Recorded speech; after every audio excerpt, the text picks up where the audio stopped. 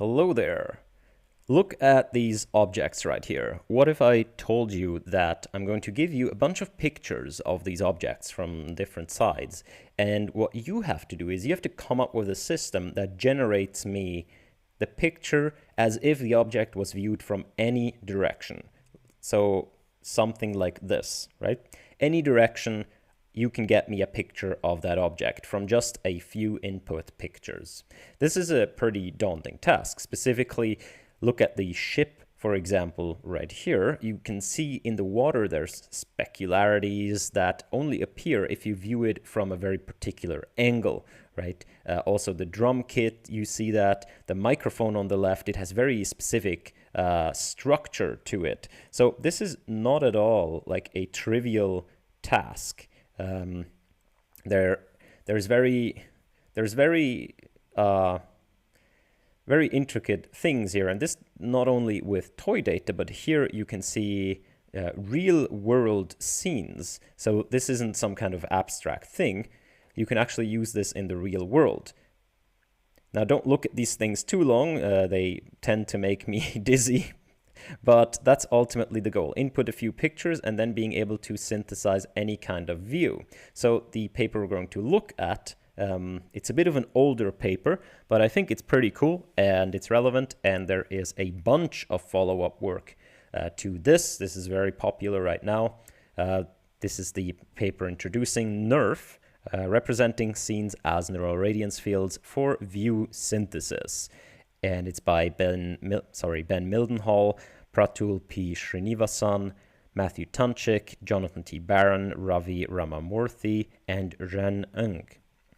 This, as you can see, the task is called view synthesis, and what you can do with view synthesis, or with this paper specifically, is it takes into account your viewing direction, which gives a much more realistic impression. We've already seen this with kind of the lighting here, but in order to really show you this, on the left, you're going to see this novel view that is rendered. And on the right, it's sort of like a fake thing that you couldn't do in reality, but what we're going to do is we're going to keep the camera at the same position, but we're going to tell the scene that the camera is at a switching around, and that makes you able to see just how different a room can look like if viewed from different directions. So the right one is really kind of physically impossible. It's just meant to show you how different things look differently if they think they are viewed from a different direction, right? So the same thing here, and it just looks amazing. What you get automatically out of the systems are depth maps. These are notoriously hard to get, especially for complex scenes such as this one. Also this one right here. It's very complex, and it handles it fairly well. Sorry.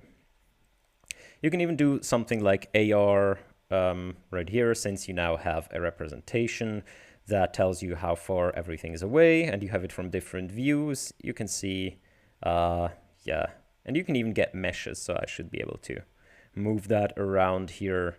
This is now a mesh. It's not only view synthesis, but you can actually fill out the voxels, which is a slightly different task.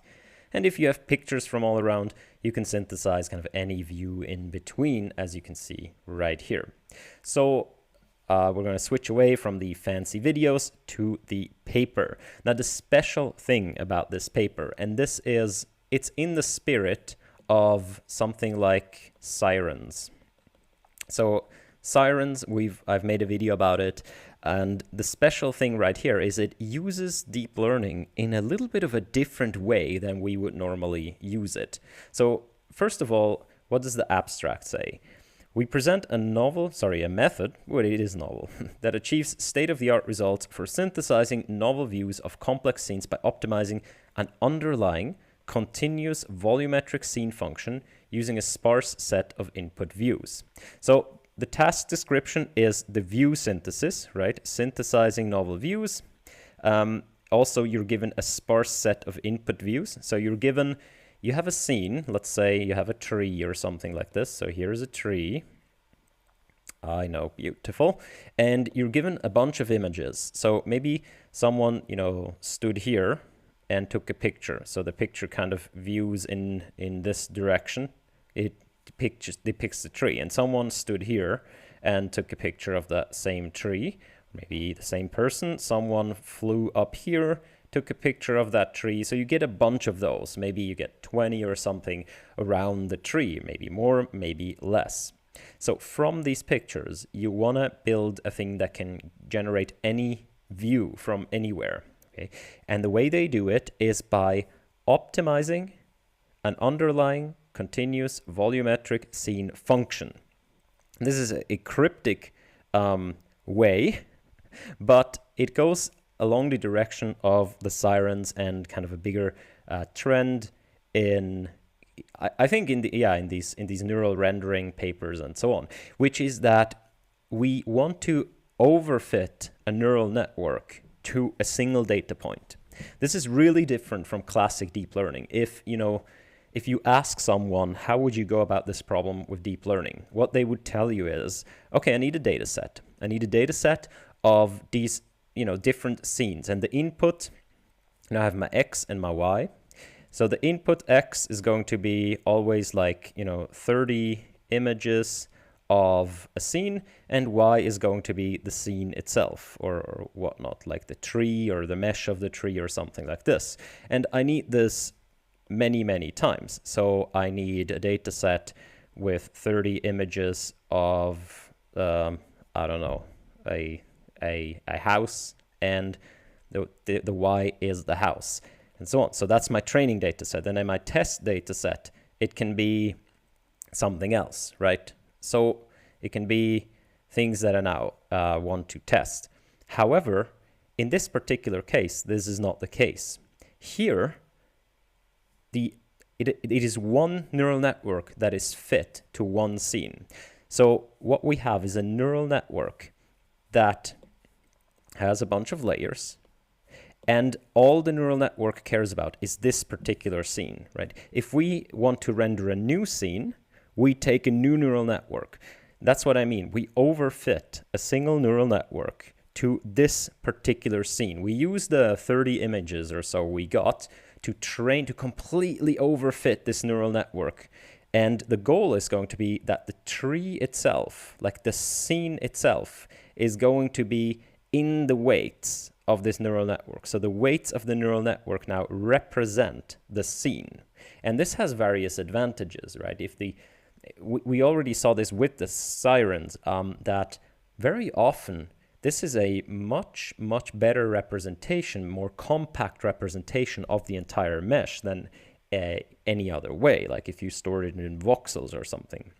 But I hope this is a bit clear. Now, of course, the question is, what's the input and what's the output of this neural network? So the input is the following. Imagine you have a coordinate system here.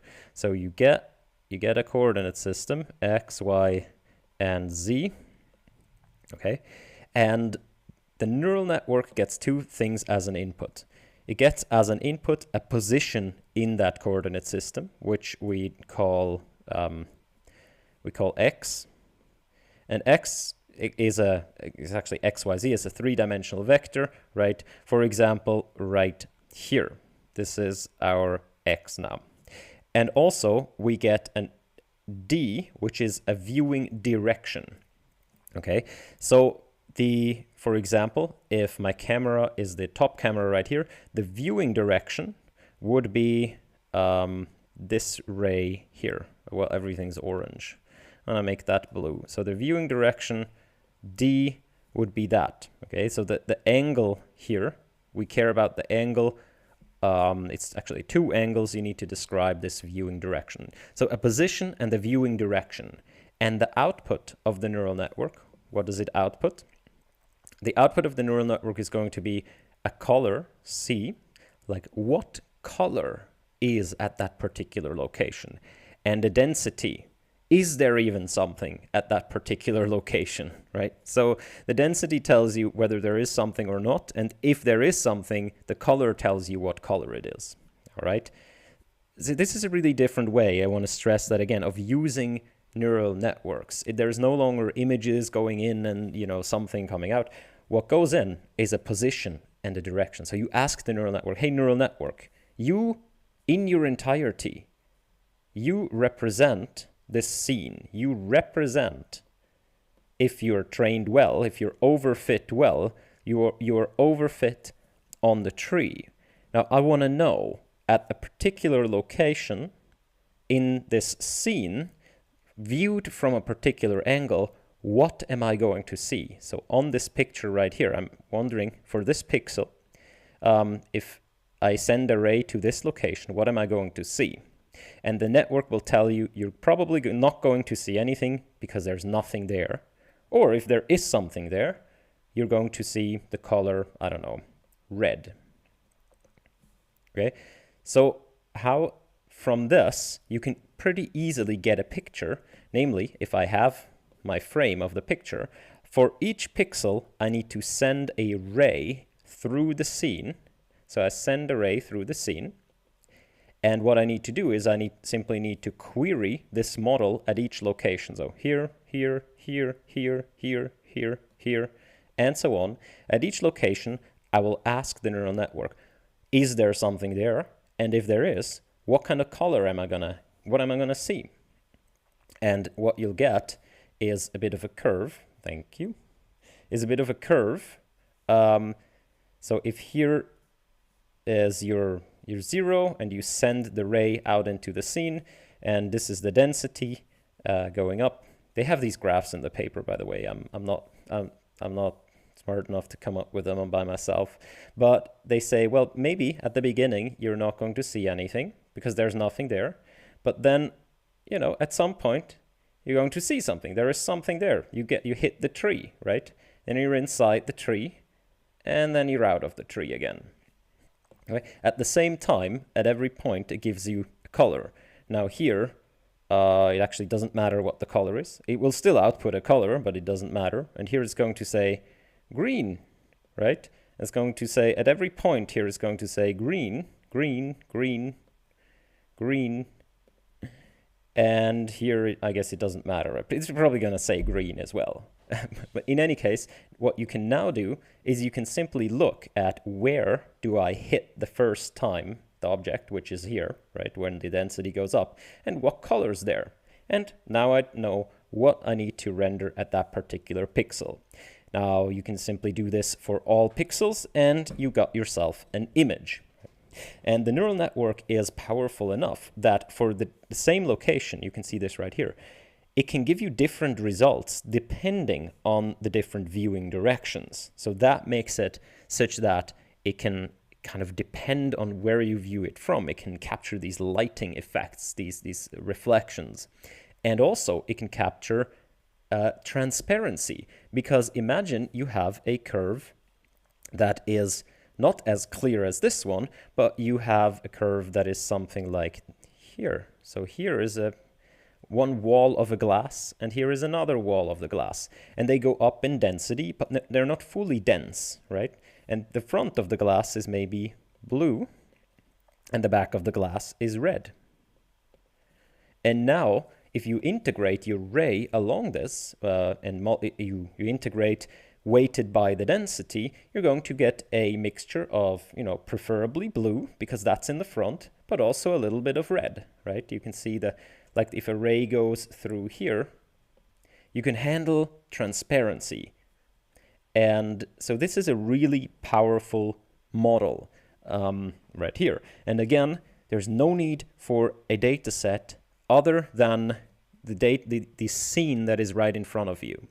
So the goal is going to be that if in the future we want to make augmented reality applications, we want to make games and so on, you are not actually going to store a mesh or kind of a voxel grid of some scene. What you're going to store is a neural network that can be queried from anywhere you want to look at the scene, and the neural network will tell you what you're going to see. It just happens that these things work extraordinarily well.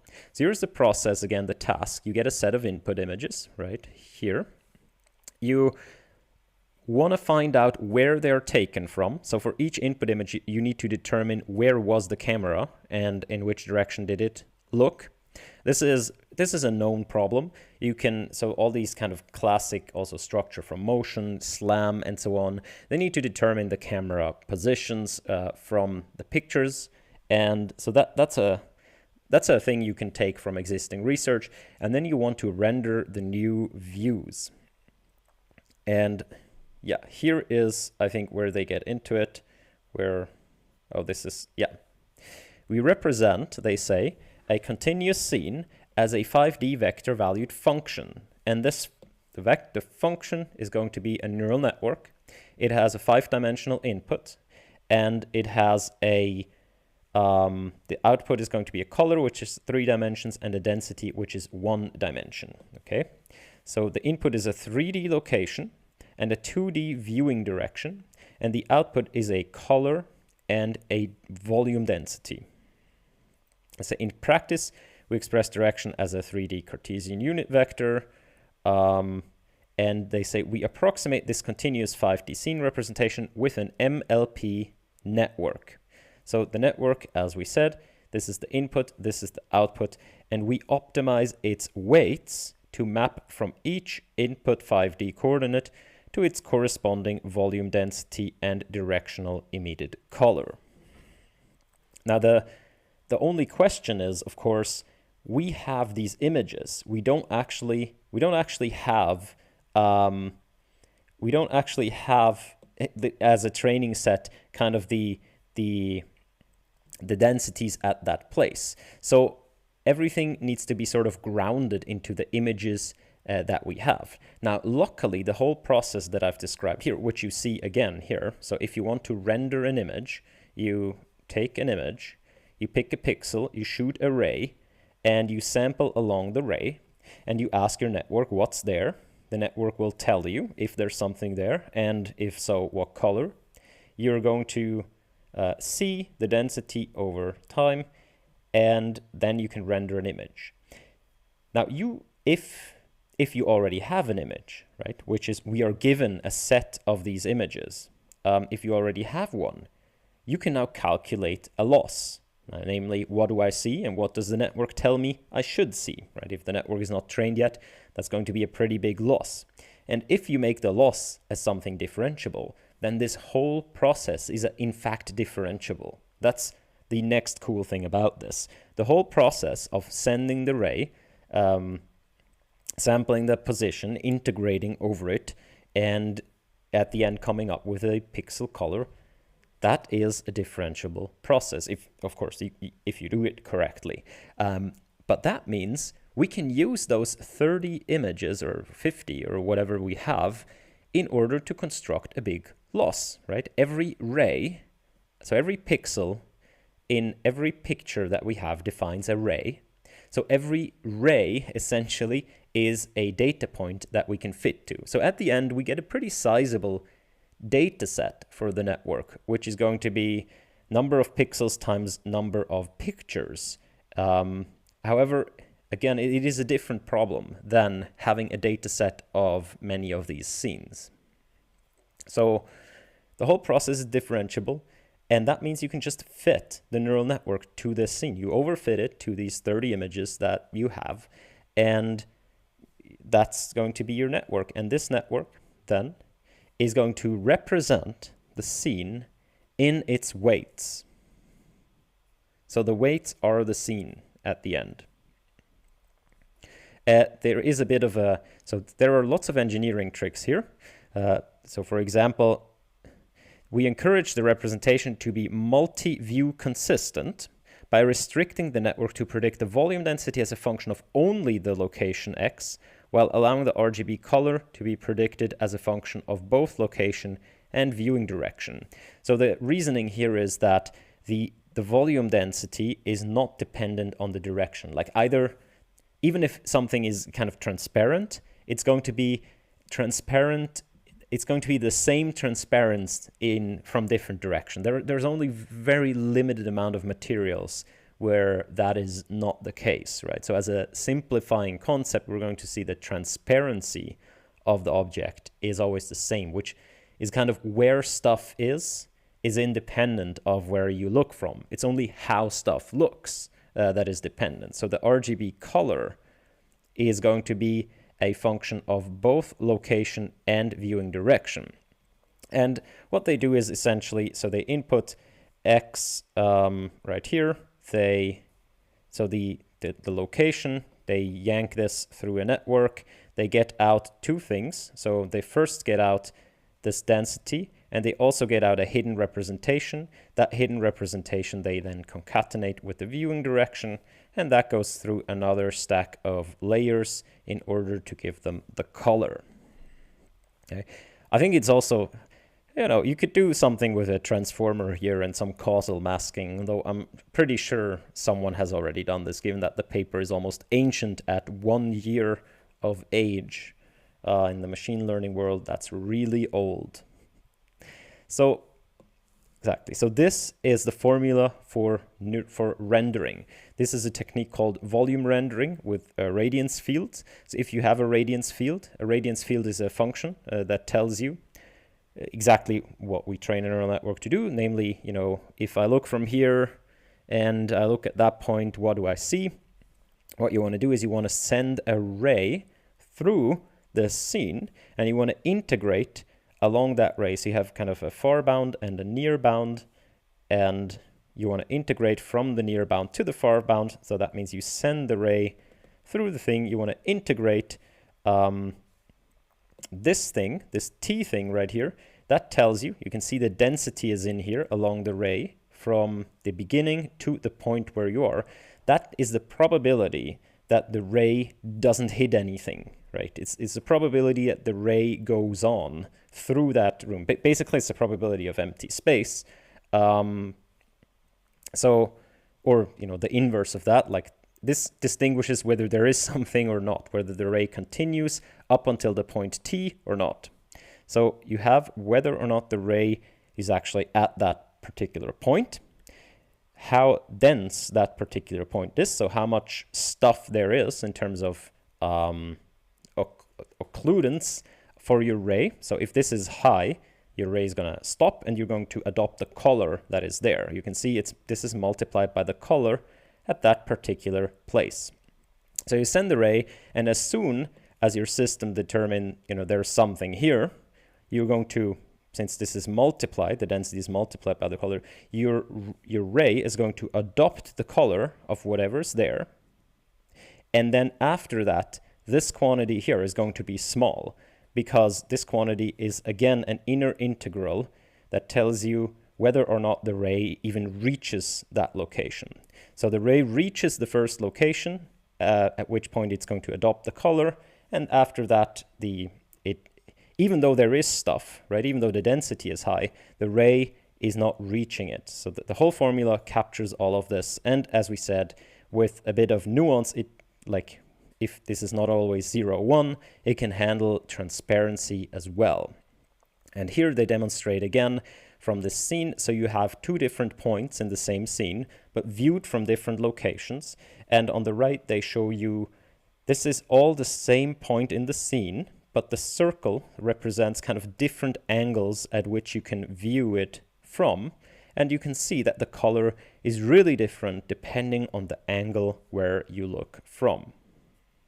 There are, what do we have here? There are a lot of tricks. Oh yeah, so they approximate the integral with like quadrature, which also has existed. And they have a bunch of tricks. So the first trick to really get this to work is a novel, not a novel, but kind of the employment of a positional encoding. Now, the positional encoding is not the same as you might know it from transformers or something. The positional encoding here, it simply means that you send the input data point, which is this thing right here, XYZ theta phi, Greek letter. You send that to a higher dimensional space, right? In a very deterministic way. So if you have these low dimensional input, and especially if you want to represent, this is really fine structure right here. You can see that this stuff right here, it's quite fine grained, okay? And so you need a way to handle fine differences between things, but you also need a way to handle, coarse differences. And just a single floating point number probably isn't going to do it for a continuous function like this. So what you do is you send this to a higher dimensionality with these positional encodings that we know from transformers. So these encodings right here, they will send, so what you do, and so in my video on attention is all you need, I explain those in detail, but you construct a hierarchy of sine waves, or like sine and cosine waves, but we can just do it with sine waves. So the lowest hierarchy is like this, and then the next thing in the hierarchy would be like double as fast, and then the next thing, well, this is 4 times as fast, isn't it? Well, you get the point, right? It's so I need up, down, up, wow, and then up, down, up. This is not even a sine wave, but I hope you get the point. And then you want to take a look, for example, your x. You take your x, you put it here, like, okay, x is, so this is like negative, I think they go from -1 to 1, the coordinates they have. And your high dimensional output is going to be, this point, this point, this point, and this point in their respective coordinate systems, right? So that's, what this does is you can still clearly identify every point here. In fact, yeah, you can. You can identify every single point in your input space by, looking at the combination of where it is in these sine waves, but it gives the network a better chance to focus, for example, on details. If it wants to focus on details, it's going to look at this scale right here, because tiny changes in the underlying x is going to result in a large change in this feature. If you want to focus on coarse grain stuff, then you look at this, where you can, you have to move pretty far to have a change. Whereas if you look at this scale for coarse grain things, it means almost nothing, because, if you want to make little difference between these two things, if you look at coarse grained structure, but they have, as you can see, like, there's a lot of difference between those. Like, this may be 0 and this is maybe -1. However, if you look at the 2 data points right here, oh, sorry about that. So the same, let's say the orange distance and the blue distance, you can see that the two aren't so different in this representation. So it gives the network the choice at which scale it wants to look at for particular positions. So ultimately, you're going to map this 5-dimensional vector into a higher dimensional vector, and they consider like 10 layers or 4 layers of these, how many of these different sine wave and cosine waves they construct. So again, they call it positional encoding. They say this is referred to as a positional encoding. However, transformers use it for a different goal of providing discrete representations as input to an architecture, yada, yada, yada. In contrast, we use these functions to map continuous input coordinates into a higher dimensional space to enable our MLP to more easily approximate a higher frequency functions. The second thing they do is they do hierarchical volume sampling. So when we said I send a ray through the scene and then I sample along, this either would take a lot of time or it would not be accurate enough. So what they do is they have actually 2 layers of neural network. One they call a coarse and one they call a fine. And as I understand it, here is a ray. They first sample with the coarse one at rather coarse locations, and then they use that to evaluate where they should sample more. Let's say this thing right here has a real high density in the coarse network. They then sample around that a lot more, maybe one here too, but a lot more, sampling around where the coarse network thinks the important stuff is. They optimize both networks at the same time, and that actually works out well. So here you see the loss. The loss is a combination now of the coarse network and the fine-grained network. And you need to optimize both, even though the final view is only going to come from the fine-grained network, right? You need to optimize both because the coarse-grained network can tell you where the important stuff is. So the results you have already seen. There are a bunch of metrics that prove that this one is really good. And it can, as you can see, like it can handle fine-grained structure right here in the microphone that others can't. And it also, so they say it fits into a few, so one neural network of one scene fits into like a few megabytes. And this is, so it fits into 5 megabytes. And this is a lot better than things that use like voxel grid representations, which I think this other thing they compare to uses over 15 gigabytes for the same scene.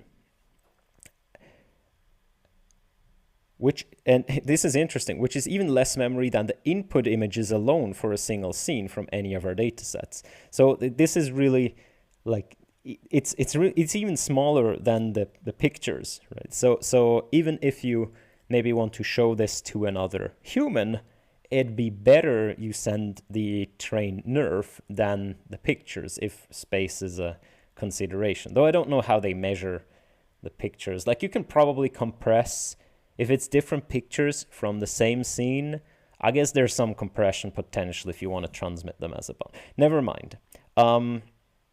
So they also do ablations, and the only downside here is that it does take a long time to fit one of these neural networks. I don't exactly remember where they say it, but they say they calculate like, oh, here. So it's not too bad, but the optimization for a single scene typically take around 100 to 300k iterations to converge on a single NVIDIA V100 GPU, which is about 1 to 2 days. So it's a single GPU, so it is, you don't need a data center for it, but you're going to wait a while until you train one. Though you only need to train it once, and then you can render new views as you please, right? So the idea, I think, is going to be that, let's say you make a video game or so, you're going to render this, at your servers, then you transmit the neural network to the clients, and the clients can just render it out right there. And yeah, there's a bunch of results and a bunch of ablations where they kind of leave away different parts, and they show that especially kind of the positional encodings, I think this is the positional encodings are really important. As you can see on the right, there's no positional encodings. The view dependence is also quite important. You see, if there's no view dependence, as you can see here, you do get the fine-grained structure, since you do have positional encodings, but you don't get these kind of light effects, right? This thing here is not a different color. It's simply the fact that the light shines on it. And it's just not there here because, all the network can do is output the same color for all directions, and most directions simply don't have that reflection. All right, so that is it. The code is available on this website that I've showed you. I'm certainly going to link it. Tell me what you think. I think this is pretty cool. I know this has given rise to a lot of work following up on this. I have very little overview over what's going on in the NeRF space, but I think it's cool and I want to dive deeper into it. Thanks for being here. Bye-bye.